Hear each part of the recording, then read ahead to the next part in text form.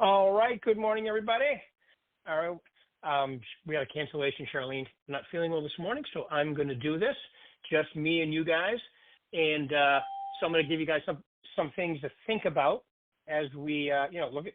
We are through 2 quarters of the year, and now we're pretty much through 1/3 of the third quarter. Okay, so today's the 28th of July. So the question is, how are you doing? How are you feeling about it? There are plenty of real estate transactions happening out there. So, I think this talk of, well, it's slow. Well, no, it's a normal market. I know a lot of you think it's a buyer's market, but it's really not. There are a couple small pockets where there's a lot of homes on the market, and it might be, but for the most part, when you have 3, 4, even 4.5 months of inventory on the market, it's a normal market, meaning it's not really buyers, not really sellers. I mean, in a normal market, sellers, compete for buyers. That's just the way it is.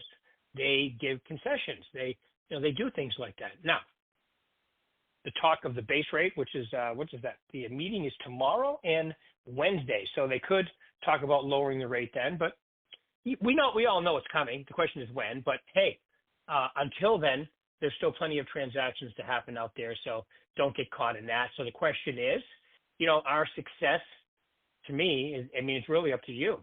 The question is, are you taking it seriously?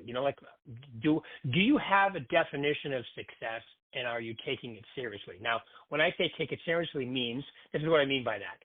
Are you 100% responsible for your success? We all know the answer is yes, but are you acting like that?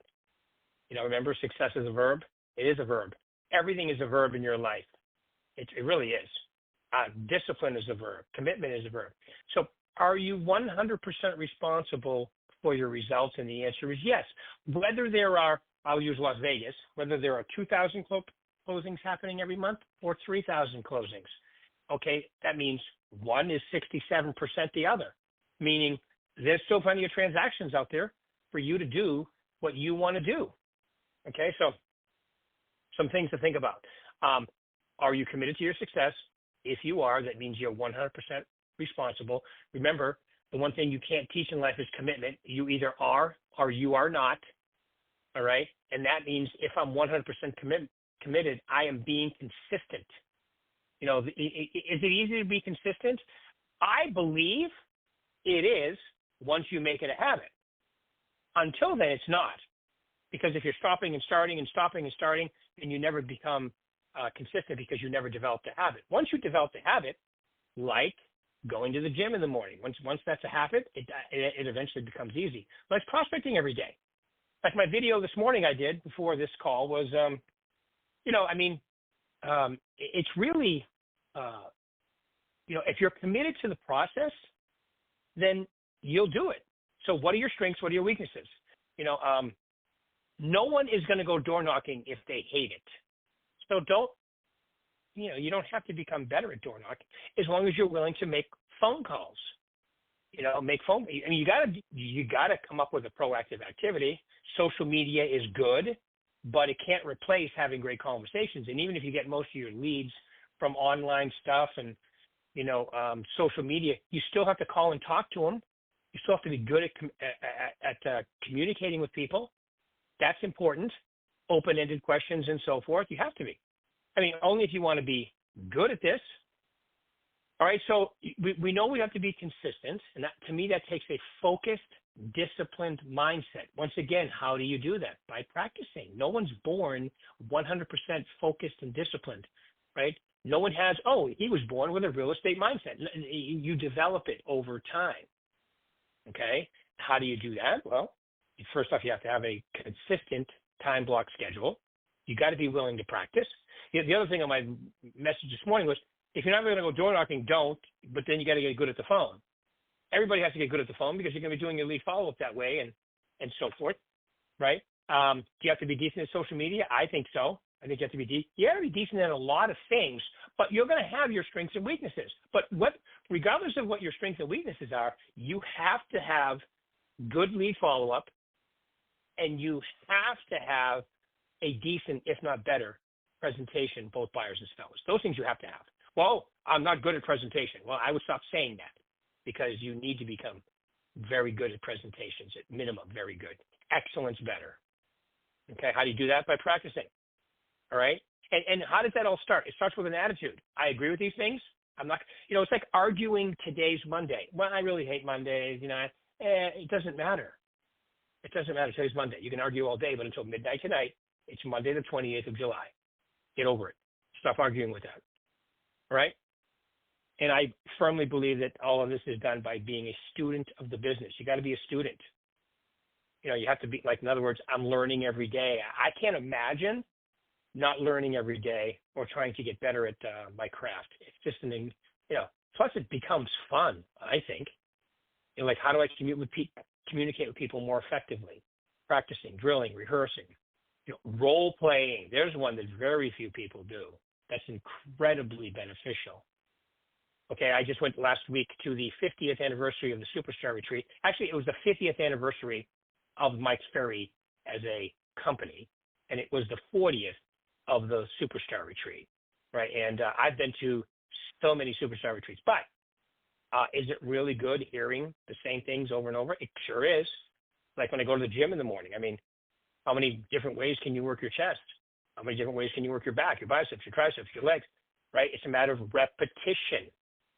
And that's the key right there. Are you capable of being, of absolutely repeating the basics in this business over and over? Now, you can add your own spin and personality and make them interesting, but you still have to do them, right? Like some people work out and they use their body weight, push-ups, pull-ups, right?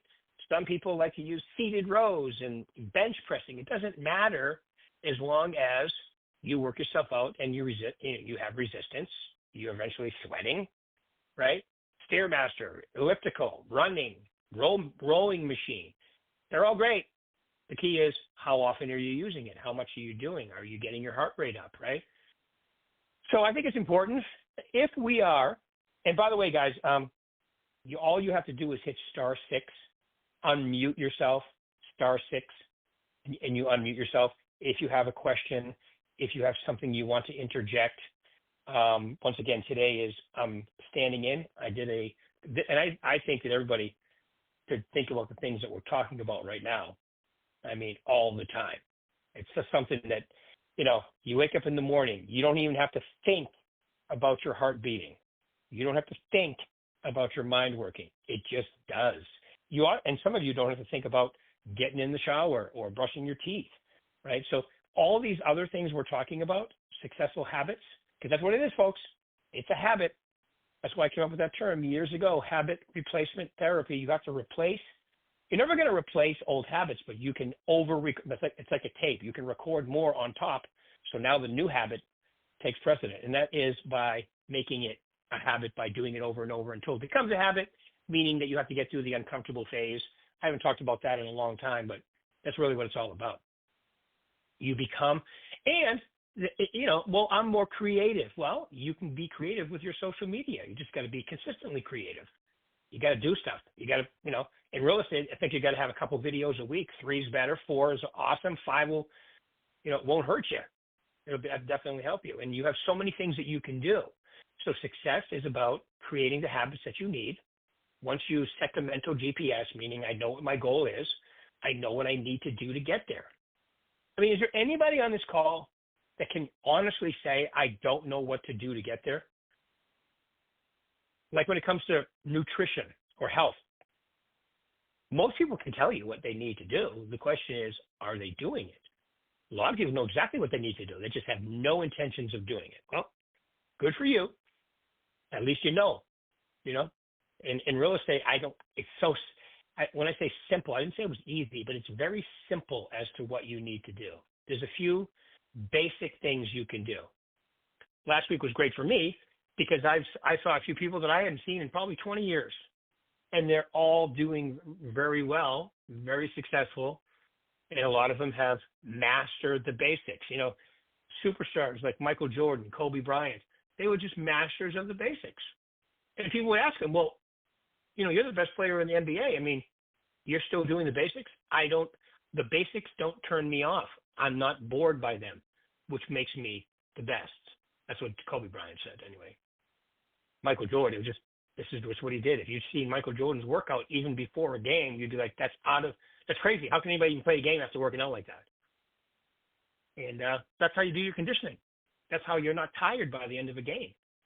By conditioning, the human body is amazing what it can get used to if you're willing to put it through the regimen.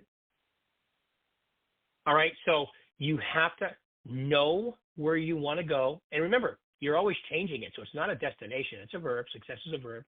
Responsibility is also a verb. You got to do it every day. You just don't get, you're not born with responsibility genes. You get them by doing something over and over and over because your commitment level is high. When your commitment level is high, you're willing to be consistent.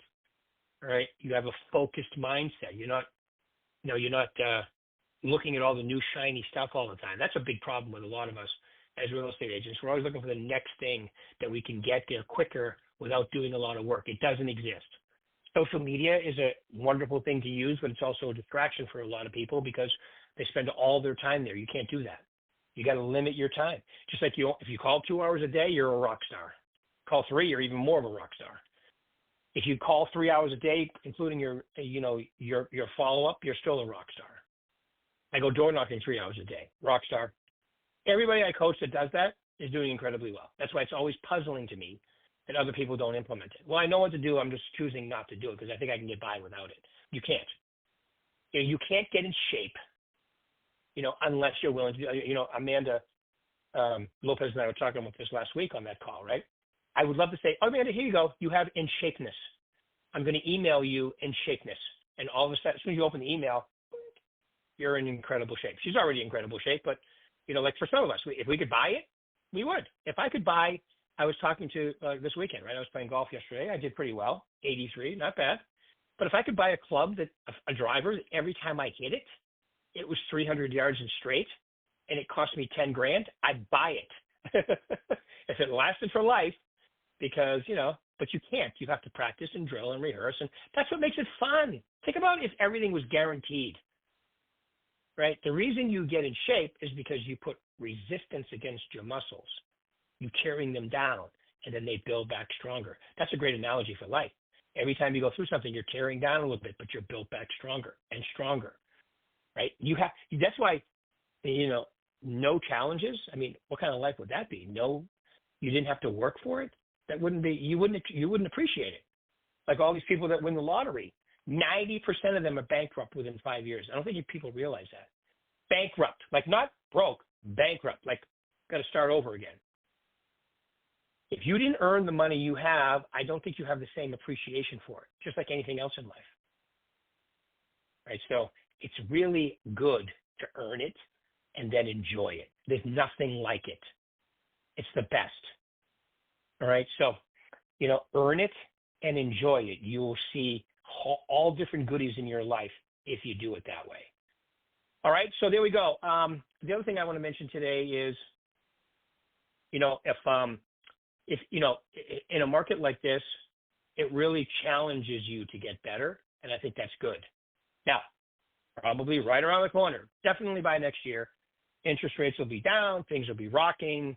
There's all kinds of stuff going on that says that's what's going to happen, including all the experts, right? But between now and then, you can use this as an opportunity to get better at your craft, increase your presentations, like your presentation skills. I can't tell you how many of you I've been talking about that right now. You can't just go on an appointment, right? You have to actually have a presentation now because you're probably going to be up against people, right? If you guys remember a year ago, everybody was losing their mind about, was it a year and a half, whatever it was, about the buyer broker agreement. Everybody's used to it now. It actually made taking listings easier because some of you talk very little about the fact that a buyer agent's going to add a commission in, and it's really easy to get 3% when you're only getting 3%, right? But then are you really having the conversation about, the buyer is going to add in the buyer agent's going to add in their fee? Are you talking to them about that? Hopefully you are, because you don't want them to be surprised. All right. So watch. Mindset drives the results. Absolutely. Okay. In today's world, pricing, critically important. Like I'm telling you, and I did a video on this last week. I would give people three options. Number one, I'm talking to somebody that needs to sell. They absolutely need to sell. They're moving. It's not even a question. Okay. Well, then you have to be, if you want to get people emotionally attached to your house, you have to be the best looking price-wise versus what your house has to offer, meaning features and benefits. If you are, you'll be the next to sell. You might even get multiple offers because that's happening right now. Now, if they've been in their house more than 10 years, they shouldn't even argue about this. 5 years, close. Less than 5 years, okay, then you may be better off just waiting a year if you don't absolutely have to sell. That's option two. Okay? Technically, option two is price it like everybody else, wait 90 to 120 days, because that's what it'll take. That's what the MLS says. And that means right at, not over and give yourself fudge. That means right at. So that'd be option two. And option three is wait a year. The rates are coming down. Everybody knows that. And if you don't have to sell, wait a year. Wait at least 6 months anyway. I'll be here. I'll help you. There's strength and power in giving people options. Last week, no names mentioned, a very awesome agent in the Nevada market came into my coaching. My first call was yesterday. And one of the things we self-discovered on that call was you don't have to give them a price. What do you mean you don't have to give them a price? You give them options, like I just said. Give them options. Okay, Mr. and Mrs. Seller, I'm going to walk you through the CMA. Now, what I mean by that is I'm going to ask them questions because when I give them a CMA, if it's a husband and wife, I have two. If it's just one party, I have one. And I've highlighted everything I'm going to ask them. So I want them to look at it. Okay, where is that? I make them read it to me. Oh, well, 123 Oak Street. Do you know where that is? Yeah, that's around the corner. Have you ever been in that house? As a matter of fact, I have years ago. Okay, so you know exactly what's in there. Great. Look at how many bedrooms? Right. Fast? Lot size?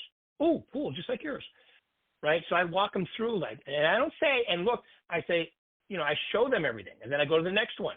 I start with on market because I think those are the most important. In a market like most markets, their competition is the most important. And then a few sold, justify appraised value. And if I think they're delusional on price, I'll do a couple expireds. Then when I'm done, I say to them, all right, now, Mr. and Mrs. Seller, you're a buyer in today's market. What price should you put your home on the market for to get someone to want to buy yours versus the competition? And then I just look at them. I don't tell them the price. Matter of fact, I never say a price. Will you never say it? No, I show them the information and let them pick.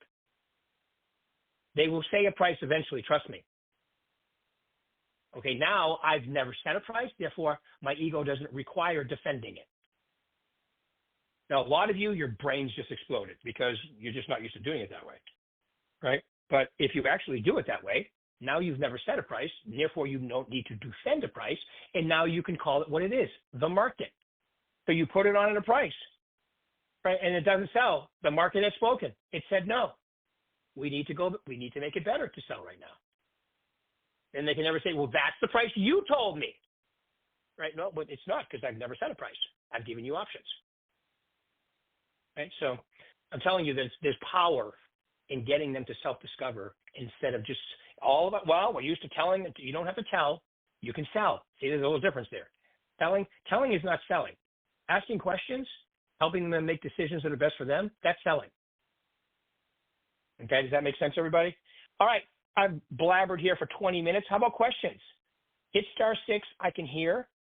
If you can't, if you don't have a question, how about a statement? Anything anybody want to say about what's going on right now, or hit *6 and I can hear you. Dun, dun, dun, dun, dun, dun, dun, dun, dun, dun, dun, dun. All right, no questions. All right, well, if you had to have a question, here's a great one. Rick, in today's market, should I talk to more people because it's a little slower? Yes, that's a great analogy.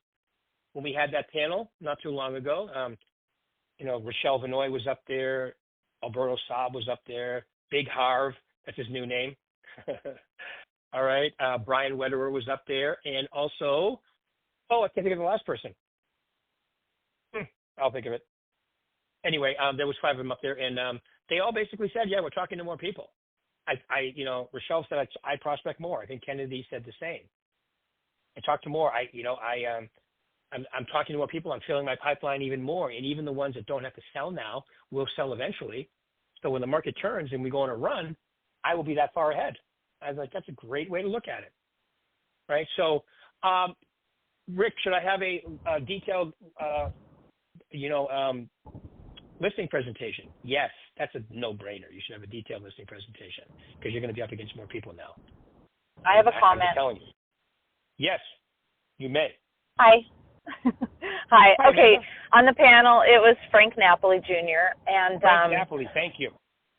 I was thinking perhaps you could plant the seed of, or remind others of the power of a pre-listing package being dropped off. Okay. All right, great. And I just talked about that last week at my success series. The pre-listing package, okay, the number one reason, and no one ever gets this, so I want to give it to you. The number one reason to use a pre-listing package is because no one else does. That's the number one reason, right? So I'm up against two other people, and if you're like me, I want to go last. So let's say, my appointment's on Monday, and they tell me, well, I have one on Tuesday and one on Wednesday as well. Great. I want to go on Thursday. Promise me you won't sign anything until you see me. Okay. But then on Monday, I'm still going to go see them. I'm just going to drop off my pre-listing package.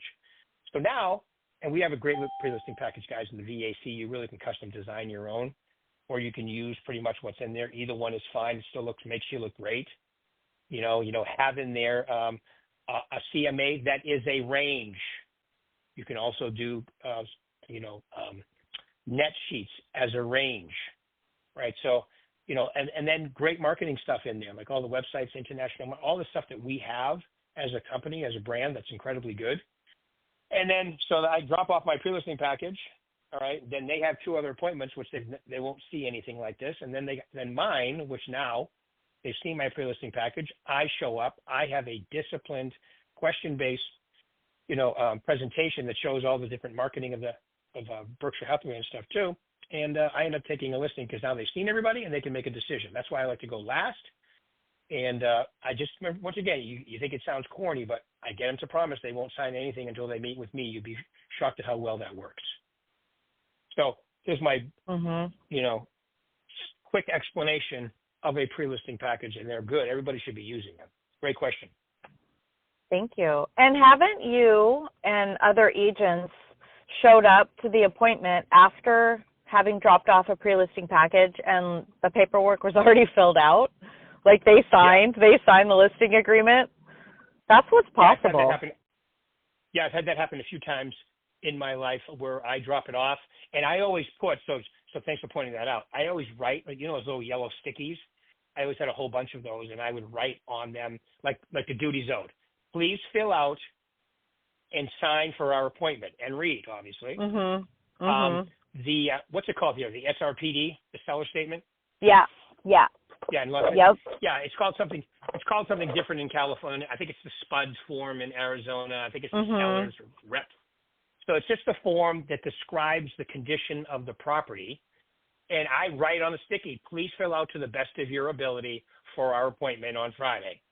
And then you'd be shocked. You show up and they got part of it filled out and they ask you questions and, hey, I didn't know how to do this. And I just keep filling out the forms with them and I just pull out another one. Okay, this is the contract.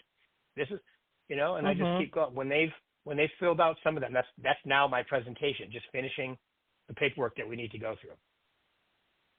And Mike reminded us to spend more time in pre-qualifying people and before the appointment than you do on the appointment. Like do the work up front, and your appointment, not that you don't want a really short appointment, but like you don't have to spend that much time in the appointment because you've done so much preparation and so much pre-qualifying and rapport building ahead of time. Right. And that's the key right there. You link those together. You linked, pre-qualifying and rapport building, because a lot of people don't look at it like that. You have to understand that pre-qualifying for somebody who's motivated is not only rapport building, but it also makes you look super professional because they're thinking these questions, and then you're asking them. When they say, yep, we're moving, okay, I'll see you on Tuesday, you don't look as professional. And you haven't taken the opportunity to build rapport by asking in-depth questions. So it's a very good point as well. Yep. All good stuff. You just got to look at it this way. If you really want to be a real estate professional, you just got to act, talk, walk as if. And part of it is filling your own pipeline and then acting like a professional with your pipeline and on your appointments, more so than anybody around you. And if you look at competition as help, the competition just helps me look even better because they don't do this stuff. A lot of them don't. And so it just helps you to look even better. So I'd recommend that you definitely go down that road. All right. Awesome, Amanda. Thank you. Anybody else? Questions, comments, epiphanies? We'll cover anything today. All right. Well, that's perfect. We're at 27 minutes anyway. So keep it rocking, folks. Listen, have a great week. We'll pick this up next week. If you guys need me, call me anytime. Join my coaching. I still have a few spots open, and we'll do this again. Thank you, everybody. Thank you.